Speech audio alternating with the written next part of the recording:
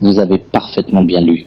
Le Rassemblement national, RN, vient de remporter une victoire absolument massive, qui non seulement accule Olivier Faure et le Parti socialiste PS dans ses derniers retranchements, mais qui ébranle profondément l'ensemble de l'establishment politique français tout entier. Aujourd'hui, nous allons plonger en profondeur dans cette affaire judiciaire retentissante. Ça va être véritablement explosif, avec des rebondissements inattendus qui pourraient bien changer complètement la donne pour la démocratie en France. Imaginez bien la scène.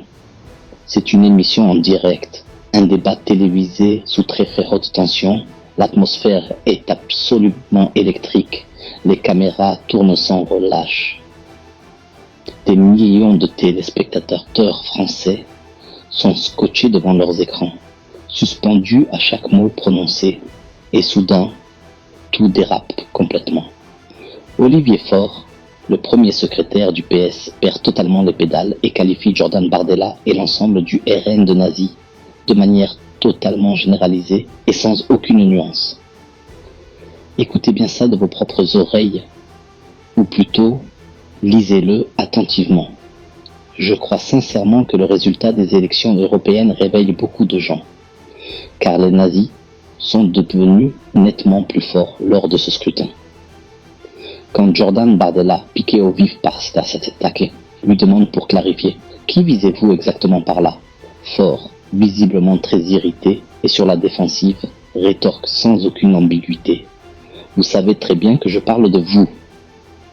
Le chef du PS diffame ainsi, devant des millions de téléspectateurs médusés, un parti démocratiquement élu, soutenu par des millions de citoyens français, en le traitant ouvertement de nazi.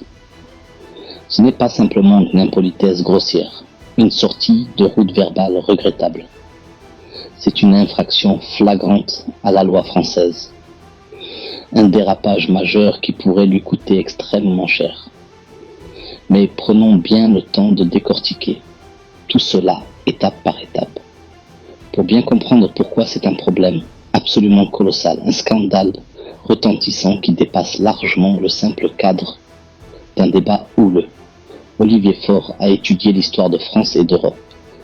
Il sait pertinemment ce que les nazis ont commis dans le passé. Les crimes abominables, les millions de victimes innocentes massacrées, la destruction totale de l'Europe pendant la Seconde Guerre mondiale. Et pourtant, il ose tirer ce parallèle odieux et révoltant, plaçant un parti qui frôle les 27% des voix, le plus fort parti de France selon les derniers sondages officiels, sur le même pied que les pires criminels de l'histoire humaine. Accrochez-vous bien, car ça devient encore plus piquant, avec des ramifications profondes qui touchent au cœur même de la République. Plusieurs plaintes pénales officielles ont été déposées contre Olivier Faure, notamment par des avocats renommés comme Maître Frank Goldbach, un défenseur acharné des libertés fondamentales. Le titre en une des journaux nationaux, plainte contre Olivier Faure pour incitation à la haine. Cette plainte s'appuie solidement sur l'article 24 de la loi sur la presse et l'article R625-7 du Code pénal français, qui punissent sévèrement l'incitation à la haine. Celui qui, de manière à troubler gravement la paix publique, incite à la haine contre un groupe identifiable, attaque sa dignité humaine ou le diffame publiquement, risque jusqu'à 5 ans de prison ferme et des amendes absolument colossales. C'est exactement ce qui est reproché à Faure aujourd'hui. Ces comparaisons choquantes avec les nazis attisent dangereusement l'hostilité contre le RN et ses membres dévoués, créant un climat de violence potentielle inquiétant. Ce n'est plus une simple opinion protégée par la liberté d'expression, c'est une infraction pénale caractérisée, un appel à peine déguisé à la division et à la haine sociale.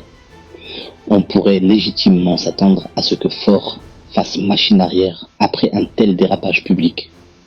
qu'il présente des excuses publiques sincères pour calmer le jeu. Mais pas du tout. Loin de là, malheureusement. Dans une interview accordée le lendemain même, il a réaffirmé ses propos avec une assurance absolument déconcertante. Celui qui s'engage consciemment dans un parti comme le RN est un extrémiste de droite, un nazi. Au lieu d'admettre son erreur flagrante et de s'excuser, il continue obstinément d'attiser la haine et la division nationale, semant le doute et la discorde partout. Il évoque des plans de déportation supposés du RN, une allégation totalement inventée de toutes pièces, sortie de nulle part. Il accuse le parti d'être financé secrètement par la Chine et la Russie, alors que les allégations contre certains membres n'étaient que des enquêtes préliminaires restées sans suite et que d'autres ont été totalement blanchies par la justice française. Ce n'est pas simplement une recherche bâclée ou une erreur honnête, c'est de la désinformation ciblée et calculée, une campagne orchestrée méthodiquement pour salir l'image du RN. Les partis traditionnels montent éhontément pour tenter de discréditer le RN, parce qu'ils craignent profondément la vérité crue que ce parti met courageusement sur la table.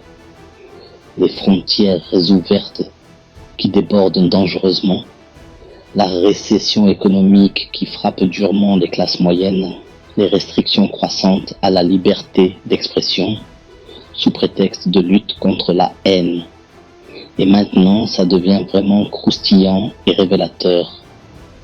Savez-vous qui brandit ici la grande matraque morale, qui se pose en gardien suprême de la vertu publique, un homme qui a lui-même fréquenté des milieux d'extrême gauche? Faure a admis, dans des interviews passées, avoir été très actif dans sa jeunesse au sein de l'Antifa, un groupe étroitement surveillé par les services de renseignement comme extrémiste. Il a déclaré ouvertement: « J'ai commencé la politique en m'engageant contre la droite, en étant actif chez l'Antifa. » C'est le comble absolu de l'hypocrisie.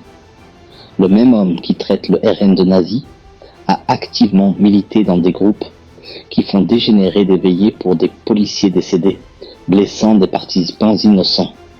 C'est une double morale hypocrite qui défie totalement l'entendement. Une tartufferie politique sans précédent dans notre République. Les militants d'extrême gauche se vantent ouvertement d'incendier des voitures d'opposants politiques et d'appeler publiquement à la violence contre les élus du RN. Sur leurs propres sites et réseaux sociaux, ces soi-disant antifascistes rapportent fièrement avoir mis le feu, le 21 août dernier, à un véhicule coûteux devant le domicile d'un député RN à Paris, et ils célèbrent d'autres actions d'intimidation similaires avec fierté. Celui qui appelle ouvertement à la violence n'a absolument rien à faire dans un état de droit démocratique. Et pourtant, ces groupes opèrent dans toute impunité, sous le regard complaisant de certains responsables politiques. La situation est parfaitement limpide. Olivier Faure a violé plusieurs lois françaises. Ses comparaisons avec les nazis ne sont pas seulement une insulte gratuite et choquante, mais une infraction pénale avérée, selon l'article 24 de la loi sur la presse. Il doit répondre devant la justice.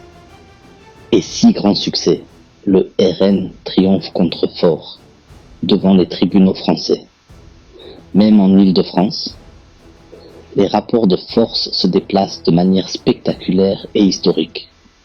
Le RN croît avec le plus haut niveau d'adhésion jamais atteint, un record absolument historique. Pendant que le MoDem, le PS et même les Républicains perdent des membres à tour de bras, chez nous, c'est l'effervescence totale. L'esprit de renouveau souffle. Et pourquoi donc? Parce que les gens réalisent enfin que ça ne peut plus continuer comme ça. Parce qu'ils en ont vraiment marre de la tutelle écolo-gauchiste, du chaos migratoire qui envahit les villes françaises. des risques sécuritaires qui menacent nos quartiers au quotidien.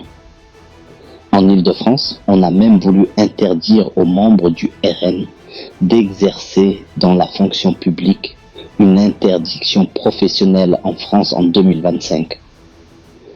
Êtes-vous aussi choqué que moi par les propos scandaleux de Faure? Trouvez-vous ça incroyablement défronté? Je trouve ça absolument scandaleux. Et franchement, ça ne m'étonne pas du tout que le RN devienne de plus en plus populaire face à de telles attaques injustes. Mais venons-en maintenant à la victoire judiciaire du RN, car c'est vraiment dingue et historique. Vous savez, Laurent Nunez est quelqu'un au sein des services de renseignement intérieur en France, qui agit plus ou moins comme activiste anti-RN.